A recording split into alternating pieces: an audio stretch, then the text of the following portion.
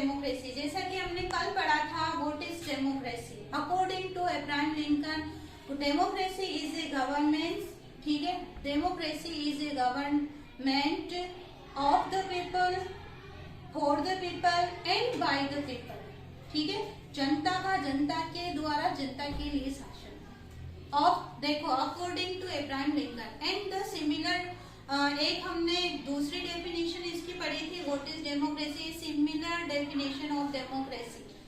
So government is a elected by people, है ना, तो उसके अंदर इलेक्टेड बाय पीपल, ये वाली सिंपल सी डेफिनेशन थी। एंड इसके बाद हमने जब पढ़ा था, तो when we taught other features of democracy, against feature of democracy and for the feature of democracy, है ना।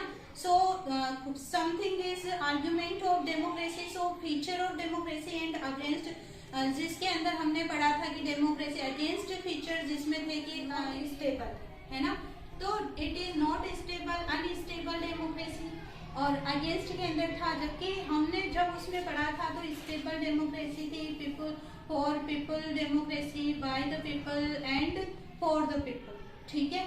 अब उसके बाद आता है broader meaning of democracy. In this chapter we taught, we can only read about democracy. So broader meaning of democracy, the most common form of democracy in today's world in rule through people's elected representative, देखो meaning याद जब करना तुम्हें दिख रहा होगा, बहुत बड़ा मीनिंग है ना, याद नहीं हो रहा तो किस तरह से याद करोगे, रिप्रेजेंटेटिव, देखो प्रेजेंट की स्पेलिंग दिख रही है ना, प्रेजेंट की दिख रही है, इसके आगे री लगाया, रिप्रेजेंटेटिव। अब यहाँ देखो प्रेजेंट के बाद टेटिव लगा रखा, प्रेजेंटेटिव, इस तरह से टुकड़े करके याद कर लो, याद नहीं होता है।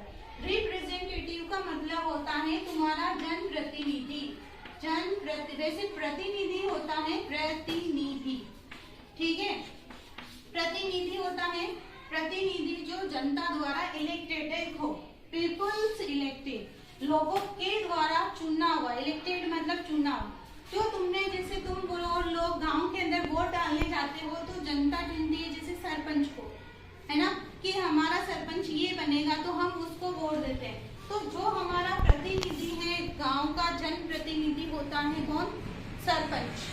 तो इसी तरह से जैसे सरपंच चुना जाता है, इसी तरह ये majority is allowed to take decisions on behalf of all the people. यहाँ फुल स्टॉप है, यानी कि हमें एक लाइन, ऊपर एक लाइन ही है, देखो याद करने के लिए the most common form of democracy, तो यहाँ से यहाँ तक याद करोगे कि the most common form of democracy, ये याद कर लो।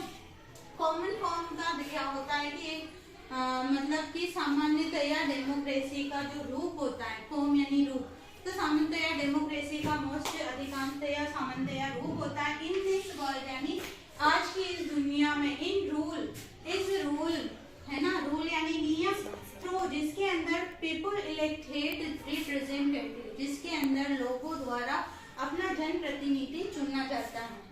सिंपल सी है डेफिनेशन, कोई बड़ी बात नहीं है इसमें, सिंपल इतना सा है, most of common form of democracy and in today's world is, और यहाँ पढ़ोगे rule through people elected representative, याद हो जाएगा। फिर आगे है ए मेजोरिटी इज अलाउड, जिसके अंदर मेजोरिटी अलाउड की जाती है टू टेक डिसीजन, एक डिसीजन लिया जाता है निर्णय लेने के लिए ऑन बिहाफ, कि जिसके अंदर बिहाफ ऑल पीपल, जिसके अंदर लोगों का आधे से ज्यादा उसके अंदर पार्टिसिपेट होता है, मतलब कि कोई भी डिसीजन लिया जाता है तो लोगों की जन सहमति से लिया जाता है, मतलब कि उसके अंदर आधे से ज्यादा लोग अगर जिस निर्णय पर अपना मत देते हैं तो वही डिसीजन सर्वमान्य होता है। जैसे मत करवाया जाए, मतलब बहुमत होता है, जहाँ पर बहुमत होता है वही निर्णय सरकार लागू करती है ना, कि जैसे कुछ भी गवर्नमेंट नियम अप्लाई करती है तो उस रूल को अप्लाई, रूल यानी होता है कोई भी ऐसा नियम बनाया जाता है, जैसे कि इतने % GST बढ़ाया जाएगा, उससे पहले एक संविधान की जो संसद होती है, लोकसभा राज्यसभा, उसके अंदर उस को पेश किया जाता है प्रस्ताव को, फिर उस प्रस्ताव बहुमत जिस प्रस्ताव पे ज्यादा होता है ना, उसी प्रस्ताव को वहां पर लागू किया जाता है। अगर उस प्रस्ताव पर आधी जनता मतलब बहुमत देते कि नहीं हम तो नहीं चाहते हैं, आधे कहते कि हाँ हम चाहते हैं, 50-50 हो जाए तो वो डिसीजन मान्य नहीं होता है जब तक कि बहुमत उसको नहीं मिलेगा। यानी कि 3/4 बहुमत उसको लेना अनिवार्य है। यही behalf of all the people, यानी सभी लोगों का बिहाफ, यानी उससे बहुमत ज्यादा। इवन होता है यहाँ इतना भी, the majority does not rule directly. इस तरह से मेजोरिटी जो होती है, जो संसद के लोग होते हैं, प्रतिनिधि होते हैं, वो कोई भी रूल डायरेक्टली अप्लाई नहीं कर सकते जनता पर, है ना। कोई भी नियम लागू, जैसे कि हमारे यहाँ 33 जिले थे, 50 जिले बन गए, तो 50 जिले क्या एक दिन में बन गए कि नहीं? आज तो मुख्यमंत्री जी ने कह दिया आज से 50 जिले नहीं होता है। हम 2 महीने से सुनते आ रहे हैं इनके बारे में। पहले जनता ने क्या बहुमत लिया होगा, फिर लोगों के जनप्रतिनिधियों ने अपना मत लिया होगा, लोगों ने अपना मत डाला होगा, उसके बाद बैठकें होती हैं, बहुत सारे अधिवेशन पे होते हैं, फिर प्रस्ताव पेश किया जाता है कि हाँ इस प्रस्ताव पे सर्वसम्मति होती है, तब जाके वो प्रस्ताव आगे लागू किया जाता है ना। तो इस तरह से ये होता है मेजोरिटी डज नॉट रूल, यानी कि मेजोरिटी कुछ भी रूल लागू नहीं करती है जब तक कि डायरेक्टली जनता का उसमें बहुमत नहीं हो।